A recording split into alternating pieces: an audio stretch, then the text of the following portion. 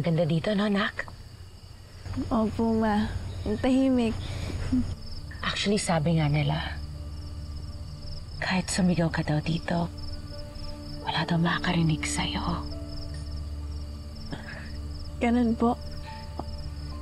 Actually, sabi nila, madami na aksidente dito. Nahulog. Na aksidente, pero gano'n naman ang buhay. Una-una lang.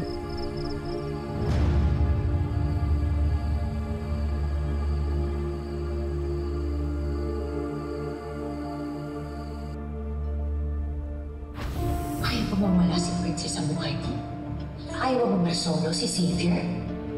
What do you mean? Basta huwag mo lang isipin ang lahat ng yan. Ako na bahala. Sakyan mo na lang ang mga plano ko.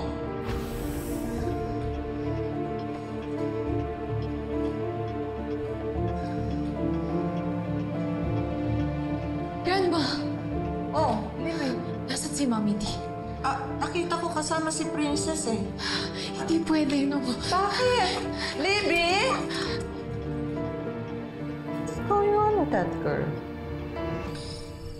Ang lahat ng bagay, may katapusan. Ma, ba't niyo po ba yan sinasabi?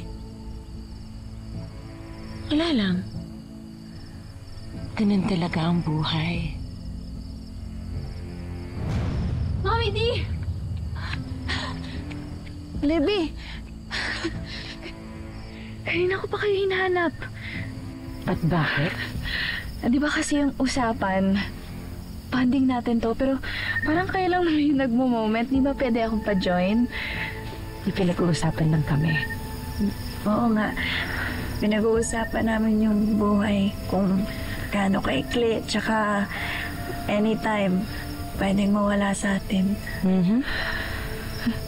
Ganun ba? Ma, ano po palang insights niyo tungkol dun? Ayun, maikli ang buhay. We should spend our time together as much as possible. Spend it with the people that we love. Tama po kayo, Ma.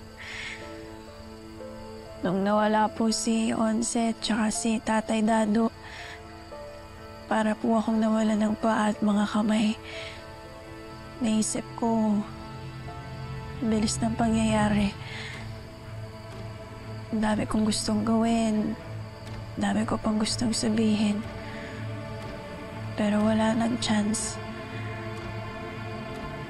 At ayoko na magkaroon ng ganung panghihinayangan sa buhay ko.